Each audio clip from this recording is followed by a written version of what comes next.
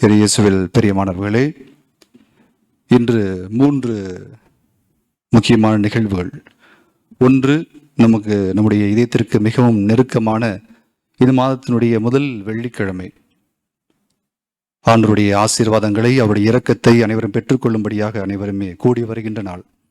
இரண்டாவதாக, நம்முடைய தாய் திரு அவையானது காவல் தூதருடைய விழாவை கொண்டாட அழைக்கிறது. நினைவு அதை விழாவாக கொண்டாட அழைக்கிறது. மூன்றாவதாக, நம்முடைய தேசத்தந்தை மகாத்மா காந்தியுடைய பிறந்த நாள் விழா. இந்த 3 விழாக்கள் இந்த நாளை அலங்கரிக்கின்றன. இந்த நாளிலே நாம் இன்னும் ஆழமாக நம்முடைய காவல் தூதரை பற்றி, அவருடைய விழாவை பற்றி சிந்திக்கலாம். இந்த விழாவானது 1615ஆம் ஆண்டு துவங்குகிறது. அதிலிருந்து ஒவ்வொரு ஆண்டும் இந்த நாளிலே நாம் கொண்டாடி கொண்டிருக்கின்றோம். சும்மா ஒரு உதாரணம், ஹெல்மெட் போட்டிருக்கோம், லைசன்ஸ் வச்சிருக்கோம், பேப்பர்ஸ்லாம் கரெக்டாக இருக்கு, பக்காவா இருக்கு. பைக்ல போகும்போது திடீர்னு போலீஸ்கார் நிறுத்துறார். பயம். எதுக்கு பயம்? எல்லாமே இருந்தா கூட பயம். ஒரு காவல் தூதர் நமக்கு செக்கா இருப்பார். ஒரு போலீஸ்கார், ஒரு காவலர், அவர் அங்கே நிற்கும் போது ஒரு பயம் வரும். ஒழுங்கா போறோமா, ஸ்பீட் லிமிட்ல போறோமா, அந்த லைனை தாண்டி நிற்கிறோமா, ஏதாவது ஒரு பிரச்சனை நமக்கு இருந்துட்டே இருக்கும். ஒழுங்கா போறவங்களுக்கு இந்த பிரச்சனைனா, அப்போ ஹெல்மெட் இல்லாம தண்ணி அடிச்சுட்டு பைக்ல ஸ்பீடா போனா எவ்வளவு பிரச்சனை வரும். அப்போ அங்க இருக்கின்ற ஒரு காவலருக்கு அவ்வளவு மரியாதை என்றால், அவரு பார்க்கிறார், கண்காணிக்கிறார் என்கின்ற ஒரு எண்ணம் என்றால், நம்மோடு பயணிக்கின்ற இந்த காவல்துறையோடு செல்கின்ற நாம் எவ்வளவு பாதுகாப்பாக, எவ்வளவு கவனிப்பாக இருக்க வேண்டும் என்று திருவை என்று அழைக்கின்றது. ஒரு சிறிய பையன் விடுமுறைக்கு அவங்களுடைய பாட்டி வீட்டுக்கு போறான்.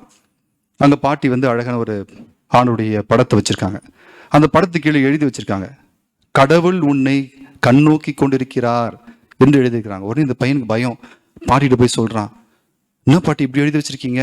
அப்ப நான் சேட்டை செய்ய முடியாது, நான் எப்போ பார்த்தாலும் ஒழுங்காவே இருக்கணுமே, எப்படி என்று கேட்பான். அதற்கு அந்த பாட்டி கூறுவார், கடவுள் உன்னை அப்படிதான் நினைக்க தப்பு. கடவுள் உன்னை சிறு பொழுதும் கூட விலகாமல், உன்னை பார்த்து கொண்டிருக்கின்ற கடவுள் சிறு பொழுது கூட உன்னை விலகாமல், உன்னை விலக்கி வைக்காமல், கைவிடாமல் பாதுகாத்து அன்பு செய்து கொண்டிருக்கிறார் என்பதை புரிந்து கொள். நெகட்டிவா பார்க்காத. கடவுள் உன்னை பார்க்கின்றார் என்பதை நெகட்டிவா பார்க்காத. ஒவ்வொரு தூதருடைய பிரசன்னமும் நமக்கு தருகின்ற முக்கியமான செய்தி, கடவுள் நம்மோடு சேர்ந்து பயணிக்கிறார். அதனால தான் எல்லா தூதருடைய பேர்ல எல்னு முடியும். மிக்காயேல், கப்ரியேல், ரஃபாயேல், ஊரியேல், செகுவேல் எல்லாமே இருக்கும். இப்படி ஆண்டவருடைய பிரசன்னத்தை நாம் கண்டும் கூட நம்மோடு சேர்ந்து பயணிக்கின்ற என்கின்ற உணர்வை பெற்று செல்லக்கூடிய ஒரு விழாவாக இந்த விழா அமைகிறது. இதுல ஆண்டு இன்னும் அருமையா இந்த பாதுகாப்பை அதிதூதர்கள் வழியாக கூட ஒவ்வொரு நாளும், வாரத்தினுடைய திங்கள், செவ்வாய், புதன், வியாழன் எல்லா நாளும் தரார். அது சொல்லுவாங்க, மிக்கேல் ஆண்டவருடைய பராமரிப்பு ஞாயிற்றுக்கிழமை, மிக்கேல் ஞாயிறு, கப்ரியேல் திங்கட்கிழமை, ஊரியேல் மற்றொரு அதிதூதர் அவர் செவ்வாய்க்கிழமை, ரஃபேல் புதன்கிழமை, செலாஃபியல் அதிதூதர் அவர் வியாழக்கிழமை, ஜெகுதியேல் அப்படி இல்லைன்னா இன்னொரு பேர் ரகுவேல் என்ற பேர் உண்டு, அவர் வெள்ளிக்கிழமை, சனிக்கிழமை பராக்கியேல் என்கின்ற அதிதூதர். இப்படி ஆண்டவர் நம்மை பராமரிப்பதற்காக ஒவ்வொரு நாளும் ஒரு அதிதூதரை நமக்கு துணையாக அனுப்புகிறார். அவருடைய பிரசன்னத்தை தாங்குவதற்காக அனுப்பி வைக்கிறார். எவ்வளவு ஒரு மாட்சி பொருந்திய விஷயம் இல்லையா? ஒவ்வொரு நாளும் ஆண்டவர் தன்னுடைய பிரசன்னத்தை நமக்காக வைக்கிறார். அதனால தான் நம்ம வாசிக்கின்றோம். திருப்பாடல் 91 இறைவார்த்தை 1 வாசிப்போம் இல்லையா? நீர் செல்லும் இடமெல்லாம் உம்மை காக்கும்படி தம் தூதருக்கு அவர் கட்டளையிடுவார் என்கின்ற ஒரு வார்த்தை. யோசிச்சு பாருங்களேன். ஒருவேளை ஆண்டவருடைய சேனை நமக்கு துணையாக வராமல் இருந்தால், அது இசட்டா இருந்தாலும் சரி, இசட் பிளஸ் செக்யூரிட்டி இருந்தாலும் சரி, எவ்வளோ டைட் செக்யூரிட்டி இருந்தாலும் சரி, இசட் பிளஸ் பிளஸ் பிளஸ் போட்டா கூட சரி, தூக்கிடுவாங்க ஆளை. அது அவள் தான் முடிஞ்சு போன கதை. ஆண்டவருடைய பிரசன்னம் நம்மை சூழ்ந்து இல்லை என்றால் கண்டிப்பாக நமக்கு தொல்லைதான். அதனால தான் வாசிக்கிறோம், நீர் செல்லும் இடமெல்லாம் உன்னை காக்கும்படி தம் தூதருக்கு ஆண்டவர் கட்டளையிடுவார். எவ்வளவு அற்புதமான வார்த்தை. அம்மாலாம் சொல்லுவாங்க, எப்பவுமே போகும்போது கவலைப்படாத, உனக்கு முன்பாக ஆண்டவர் செல்வார். அதுதான் எக்ஸடஸ் 33:14 அதாவது திருத்துதர் விடுதலை பயண நூல்ல பார்ப்போம். 33:14 எனது பிரசன்னம் உன்னோடு செல்லும். ஆண்டவர் சரி தருகின்ற ஒரு வாக்குறுதி. அவர் கேட்பார், மோயிசன் கேட்பார் ஆண்டவர்கிட்ட, ஆண்டவர் இந்த மக்கள் எனக்கு தரீங்க, நான் எப்படி கூட்டு போறேன் அப்படி சொல்லும் பொழுது, எனது பிரசன்னம் உன்னோடு செல்லும், நான் உனக்கு இளைப்பாறுதல் அளிப்பேன். அப்ப ஆண்டவருடைய பிரசனம் கூட வருகின்ற பிரசனம், இளைப்பாறுதல் தருகின்ற பிரசனம், அன்பின் பிரசனம் என்பதை ஆண்டவர் தெளிவுபடுத்துகிறார். அது அச்சுறுத்துகின்ற பிரசனம் அல்ல, நம்மோடு பயணிக்கின்ற பிரசனம். அப்ப அவருடைய நிழல் நம்மை தாங்கிச் செல்கிறது என்கின்ற உணர்வு. மூன்றாவதாக திருப்பாடல்ல 91:12 வாசிக்கிறோம், உன் கால் கல் மேல் மோதாதபடி அவர்கள் தங்கள் கைகளில் உம்மை தாங்கிக் கொள்வார்கள். யார் அவர்கள்? ஆண்டவரின் தூதர்கள். அதுதான் சாத்தான் ஆண்டவர் சொல்லுவோம், நீ மேல இருந்து குதி, கீழே உன் கால் கல் மோதாத தூக்கி நிறுத்துவாங்க என்று சொல்லும். அதான் உன் கால் கல் மேல் மோதாதபடி அவர்கள் உன் கைகளால் அவள் தங்கள் கைகளால் உம்மை தாங்கிக் கொள்வார்கள் என்ற வார்த்தை. இப்படி ஆண்டவர் தன்னுடைய பிரசன்னத்தை எல்லா வகையிலும் தருகின்றார். நாம தான் அவருடைய பிரசன்னத்தை உணர்றதில்லை. என்ன நம்ம மனசு போக்கில் போகிறோம், நம்ம மூளை சொல்ற மாதிரி செஞ்சுட்டு போறோம். ஆனால் ஆண்டவருடைய இதயத்திற்கு எது தேவைப்படுகிறது, அவருடைய பிரசன்னத்தின் சேர்ந்து நாம் எப்படி வாழ வேண்டும் என்பதை நாம் மறந்து விடுகின்றோம். இந்த காவல் தூதர்கள் அனைவருக்கும் தனிப்பட்ட விதத்திலே அழைக்கப்பட்டிருக்கிற ஒரு மிகப்பெரிய ஒரு கொடை, மிகச்சிறந்த ஒரு சொத்து. அவருடைய பிரசன்னம் என்பது நமக்கு நிறைய தெரிவிடுத்தும். பாருங்களேன், கடவுளின் வழியை அறிந்து கொள்வதற்காக இந்த காவல் தூதர் நமக்கு துணையாக இருக்கின்றார். முதல்ல ஆண்டவருடைய வழி எது உண்மை, எது பொய், என்னுடைய மனசு சொல்லும் நிறைய விஷயம். ஆனா உண்மையாக ஆண்டவருடைய பிரசன்னம், அவருடைய ஞானம் என்னை வழிநடத்தும். கடவுளின் வழியை அறிந்து கொள்வதற்காக.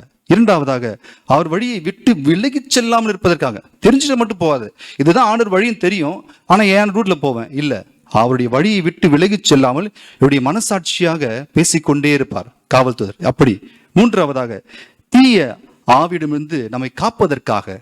பாருங்களேன், எவ்வளவு பெரிய ஒரு பாக்கியம் இல்லையா?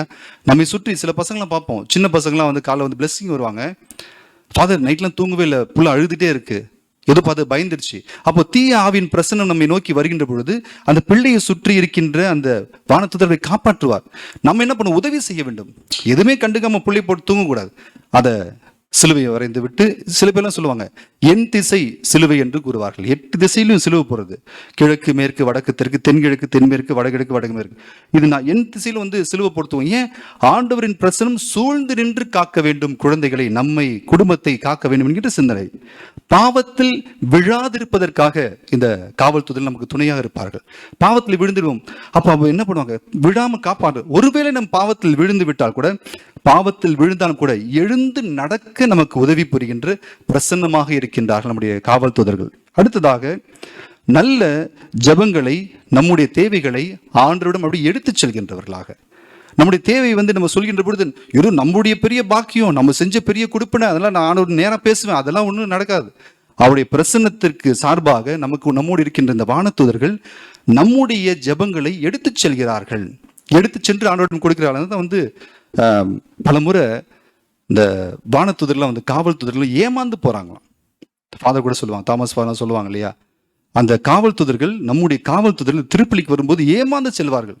திருப்பலியில பங்கேற்காத போது ஏமாறுகிறார்கள், அந்த பவனியில் பங்கேற்காத போது ஏமாந்து போகிறார்கள். காணிக்கை பவனி, காணிக்கை இருக்கும்போது ஆண்டவர் வெயிட் பண்ணிட்டு இருப்பாராம், என் பிள்ளைக்கு இன்னைக்கு என்ன எடுத்து வரும்னு காத்து கொண்டு இருப்பாராம். காவல் தூதர்கள் காத்து கொண்டு இருப்பாங்களாம். நீ வெறுங்க இப்படி உக்காந்துட்டு இருக்கிறதுல என்ன சின்ன நோட்டை எடுத்து உள்ள போட்டு அது டங்கால் டிங்கால் சத்தம் வரும், 50 காசு செல்லாது, 4 நாளா போடுவாங்க சில பேர்லாம். அப்படி ஏமாந்து போவார்கள். ஆண்டவர் கொடுக்கின்ற கொடையை அந்த பவனியா போயிட்டு அந்த காணிக்கை பாட்டெல்லாம் பார்த்தா சீக்கிரம் முடிஞ்சிடும், ஒரு பல்லவியோடு முடிஞ்சிடும். ஏன்? காணிக்கைக்கு ஒண்ணுமே இல்லையே. எவ்வளோ கொடுக்குற ஆண்டவருக்கு எதுவுமே கொடுக்காம கைத்தட்டு அப்படி ஜாலியாக போயிடுவான். ஆனால் அந்த பவனியில சென்று கொடுக்கின்ற பொழுது அவர் மகிழ்வார்கள். அப்படி இருக்கிறது. நம் கடவுள் சார்பாக, நம் சார்பாகவும் அவர் இருக்கிறார் என்பதை உணர்த்துவதற்காக இந்த காவல் தூதர்கள் நமக்கு, இறுதியாக மரண வேளையிலே நமக்கு உதவி செய்வதற்காக இந்த காவல் தூதர்கள் நமக்கு. யோசிச்சு பார்த்துருக்கீங்களா? எல்லாருக்கும் பேர் இருக்கு, காவல் தூதருக்கு பேர் இருக்கா? இருக்கும், நாம தான் யோசிக்கிறது இல்லை. இப்ப அகிலன் என் பேர் இருந்துச்சுன்னா அவருடைய பேர் அகிலேல் கூட இருக்கலாம். அகிலன் என்ற உலகம், ஏல் என்றால் கடவுள், உலகத்தின் கடவுள் என்பதை கூட அவருடைய பேரை வச்சிருப்பார் ஆண்டவர். ஆனால் நம்முடைய காவல் தூதருக்கு நாம் பேரிட மறந்து விடுகின்றோம். நம்ம கூட அவர் சேர்ந்து பேசுவதில்லை. ஏன்? நம்ம செய்கின்ற வேலையில அவருக்கு பிடிக்கல, அவர் ஒதுங்கி நிற்பார். அப்ப அவருடைய எப்படி பேச முடியும்? நான் செய்கின்ற பணி ஏதுவாக இருந்தால், கடவுளுக்கு ஏற்றதாக இருந்தால் அவரும் என்னோடு சேர்ந்து பேசுவார், நானும் பேச முடியும், தனிப்பட்ட உறவு கொண்டிருக்க முடியும். இப்படிப்பட்ட வாழ்க்கையை வாழ அழைக்கின்றார். ஏசாயா புத்தகத்திலே 63ஆம் அதிகாரம் இறைவார்த்தை 9 வாசிக்கிறோம். துன்பங்கள் அனைத்திலும் அவர்களின் மீட்பர் ஆனார். தூதரோ வானதூதரோ அல்ல. ஆண்டவர் சொல்ற பாருங்க, அங்க நிக்கிறது தூதரோ வானதூதரோ அல்ல, அவரே நேரடியாக அவர்களை விடுவித்தார், தம் அன்பினாலும் இரக்கத்தினாலும் அவர்களை மீட்டார் என்கின்ற வார்த்தை. அப்போ இந்த தூதருடைய பிரசன்னம் என்பது ஆண்டுடைய நிறை பிரசன்னம். அந்த ஒளி பொருந்திய மாட்சி என்பது ஆண்டுடைய நிறை பிரசன்னம். அவருடைய ஆண்டவரை முகமுகமாக பார்க்கின்றவர் நம்ம அருகில் இருக்கின்ற பொழுது அவர்கள் நம்மை உதவுவதற்காக, நமக்கு உதவுவதற்காக, அன்பின் பிரசன்னத்திலும் இரக்கத்தை அனுபவிப்பதற்காகவே அவர் வருகின்றார்கள். அதை மறந்து விடுகின்றோம். இந்த தூதருடைய பிரசன்னத்தை கண்டிப்பாக நம்முடைய வாழ்க்கையில் உணர முடியும். எப்படி உணர முடியும்னா இருக்கு, சில வழிகள் இருக்கு. சில நேரம் உறக்கத்துல ட்ரீம், சில நேரத்துல கனவுகள் நல்ல கனவுகளா இருக்கும், சந்தோஷமான கனவுகளா இருக்கும். சில பேர் எழுந்துச்சோன்னு பாருங்க, மூஞ்ச பாருங்க, பேய் அறிஞ்ச மாதிரி இருப்பாங்க. ஏன்? கனவுல பேயோடு பேசியிருப்பான். அது சில பேர் எழுந்திருக்கும் போது பிரிஸ்கா எழுந்திருப்பாங்க. ஏன்னு பார்த்தீங்கன்னா கனவுல நல்லதா வந்திருக்கும், நல்ல விஷயம், அப்படியே குழந்தை தாளாட்டுற மாதிரி விஷயம், நல்ல ஒரு புன்னகையான விஷயம், நிறைய விஷயம் நடக்கும். அப்போ ட்ரீம், கனவில் நாம் இந்த காவல்துறையோடு சேர்ந்து பயணிக்க முடியும், அவருடைய பிரசன்னத்தை உணர முடியும். அடுத்தது திடீர்னு ரூம்ல பார்த்தீங்கன்னா ஒரு பிரைட் கலர்ஸ் வரும். சில நேரத்தில் நீங்க யோசிச்சு பாருங்களேன், உங்களோட வாழ்க்கையில் நடந்திருக்கான்னு பாருங்களேன். நீங்க தனியா ரூம்ல இருப்பீங்க, சில பேருக்கு ரூம்ல போனாலே பயம் தான். ஏன்? இருட்டா இருக்கு, லைட் ஆஃப் பண்ணா பயம், ஐயோ பேய், அதில் ஒரு பூனை வர கத்துச்சா இன்னும் அவள் தான் அலர் அடிச்சு ஓடுறாங்க, உள்ள இருக்கிறத வெளில வந்துடும், அப்படி ஒரு விஷயம் நடக்கும். ஆனால் உண்மையாவே அந்த பிரசன்னத்தில் பிரைட் கலர்ஸ், இதெல்லாம் அவருடைய பிரசன்னத்தை நமக்கு தெரியப்படுத்துகின்றது. மூன்றாவதாக நல்ல ஒரு திடீர்னு நம்ம உட்காந்துருப்போம், எதுவுமே இருக்காது, ரூம்ல நல்ல ஸ்மெல் வரும், ஸ்வீட் ஸ்மெல். இது அவருடைய பிரசன்னம், ஆணுடைய பிரசன்னம், அந்த தூதருடைய பிரசன்னத்தை நமக்கு அறிவுறுத்துகின்றது. நான்காவதாக சில நேரத்தில் வெள்ளை கலர்ல ஒரு ரெக்கையோ இறகோ கையில வைக்கிறோம், இல்ல பறந்துட்டு போவோம், பார்த்துருப்பீங்க. இதெல்லாம் அவருடைய பிரசன்னமாக இருக்கும். திடீர்னு பாருங்களேன், இந்த குழந்தைகள், நாமெல்லாம் பிஸியா இருப்போம், செல்போன் நோண்டிட்டு இருப்போம், காய்கறி அரிஞ்சிட்டு இருப்போம், டிவியை பார்த்துட்டு அரிஞ்சிருப்போம், கையும் அரிஞ்சிப்போம். ஆனா அந்த குழந்தைங்க உட்காந்துருக்க கை குழந்தைகள் திடீர்னு ரியாக்ட் பண்ணும், சிரிக்கும். அந்த பிரசன்னம், கடவுளுடைய பிரசன்னத்தை, அந்த தூதருடைய பிரசன்னத்தை உணர்கின்ற குழந்தைகள் புன்னகைப்பார்கள். தூங்கும்போது பிள்ளைங்களாம் பார்த்தீங்கன்னா சிரிக்கும், திடீர்னு சிரிக்கும். அந்த பிள்ளைங்களுக்கு திடீர்னு கணத்துல குழி விடும். ஏன் அப்படின்னு சொன்னா ஏஞ்சல் கிஸ் பண்ணாங்கன்னு சொல்லுவாங்க, அப்படி கூட இருக்கலாம். அப்போ அந்த பிரசன்னத்தை உணர முடியும். அந்த திடீரென்று அந்த புன்னகை, பிள்ளைகளுடைய சந்தோஷம், சிரிப்பு, இதெல்லாம் உணர முடியும். நீ திடீர்னு மேலே போனீங்கன்னா அந்த மொட்டை மாலைன்னு பார்த்தீங்கன்னா கிளவுட்ஸ் இருக்கும், மேகம் இருக்கும், மேகத்தை பார்த்து திடீர்னு ஒரு ஏஞ்சல் மாதிரி இருக்கும், பிரசன்னம். இப்படி அவருடைய பிரசன்னத்தை உணர முடியும். எத்தனை பேர் நம்ம மேலே போய் பார்த்துருக்கோம்? பார்க்கறதே இல்லையே, இப்போதான் பட்டம் கொடுற கூட இல்லையே. இப்பெல்லாம் நம்மளாம் ரொம்ப மூழ்கி இருக்கோம், மேலே கீழே தான் வரும். இன்னும் கொஞ்ச நேரத்தில் டாக்டர்ஸ்க்கு நிறைய வருமானம், எப்படி ஸ்பாண்டிலைட்டிஸ் பிரச்சனை வந்துடும், இப்படி எதுன்னு இருக்கிறோம், கழுத்துலாம் சுருங்கிடும், அப்படியே பழைய நிலைமைக்கு போயிடும். குரங்குலேருந்து மனுஷன் வந்தான்றது, மனுஷன்லேருந்து மாதிரி குரங்கு போயிடும், அப்படியே தலை குனிஞ்சே இருக்கும். நம்ம மேலே பார்க்கறதே இல்லையா, அவருடைய பிரசன்னத்தை பார்க்கறதே இல்லையா, அப்புறம் எப்படி தெரிஞ்சுப்போம். அடுத்ததாக ஏஞ்சலிக் நம்பர்ஸ்ன்னு சொல்லுவாங்க. திடீர்னு பார்த்தா ஒரு நல்ல ஒரு நம்பர், ரொம்ப சோகமாக போயிட்டு இருப்போம், திடீர்னு பார்த்தா 3 ஒரு கார் போவோம், அவர் 1 ஒரு நம்பர் போவோம், திடீர்னு ஒரு நம்பர்ஸ், நல்ல ஒரு பிளசண்டான நம்பர்ஸ், அது கூட அந்த ஏஞ்சலுடைய பிரசன்னத்தை நமக்கு அறிவுறுத்துவதாக. அடுத்தது சடன் டெம்பரேச்சர் சேஞ்ச். ரூம்ல இருப்போம், படிச்சுட்டு இருப்போம், ஏசி ஓடும், திடீர்னு பார்த்து குப்புன்னு வேர்க்கும். அப்போ திடீர்னு அந்த பிரசன்னத்துடைய மாட்சி ஏதோ நம்மளை தூண்டும். அப்போ அந்த நிலைமையிலும் கூட நம்ம அவருடைய பிரசன்னத்தை உணர முடியும். அடுத்ததாக நான் தனியாக இருப்பேன், ஆனால் தனித்து இருக்க மாட்டேன். அந்த உணர்வு, நான் தனியா இருப்பேன், ஏதோ பண்ணிட்டு பயமா இருக்கும், ஆனா நான் அஞ்சாம அவருடைய உணர்வை உணர்கின்ற பொழுது ஏதோ நம்ம கூட இருக்குது என்கின்ற உணர்வு, இது கூட அவனுடைய தூதருடைய உணர்வாக இருக்கிறது. இப்படி ஆண்டவர் நம்ம என்றுமே புடை சூழ்ந்து காத்து கொண்டிருக்கிறார். எவ்வளவு அற்புதமான விஷயம் இல்லையா? இந்த நாளில் இப்படி புனிதருடைய விழாவை மட்டுமல்ல, காவல்துறையுடைய விழாவை கொண்டாடி கொண்டிருக்கிற தருணத்திலே நாம் சிந்திக்க வேண்டிய அடுத்த விடயம், நம்மோடு இருக்கின்ற நம்முடைய காவல் தூதர்கள், நமக்காக பணிபுரிகின்ற காவலர்கள், துப்புரவு தொழிலாளர்கள், இவங்கெல்லாம் கூட காவல் தூதர் தான். நம்முடைய சமுதாயம் ஒன்று நல்லா இருக்கணும்னா இவங்கெல்லாம் வேலை செய்யறாங்க, அவரும் நம்முடைய காவல் தூதர்கள் தான். எனவே இந்த நாளிலே காவல் தூதரை பற்றி சிந்திப்பது மட்டுமல்லாமல் அவருடைய பிரசன்னத்தை இன்னும் அதிகமாக உணர்வோம். அவர் நம்மோடு சேர்ந்து பயணிக்கிறார் என்பதை உணர்வோம். அதோடு சேர்ந்து நமக்காக ஊழியம் செய்கின்ற அந்த காவல் தூதரை மதிப்பும், அதன் வழியாக தேசம் முன்னேறும், நம்முடைய ஆன்மாவும் மேன்மையடையும், அவனுடைய மாட்சியை கண்டுகொள்ளும். ஆமேன்.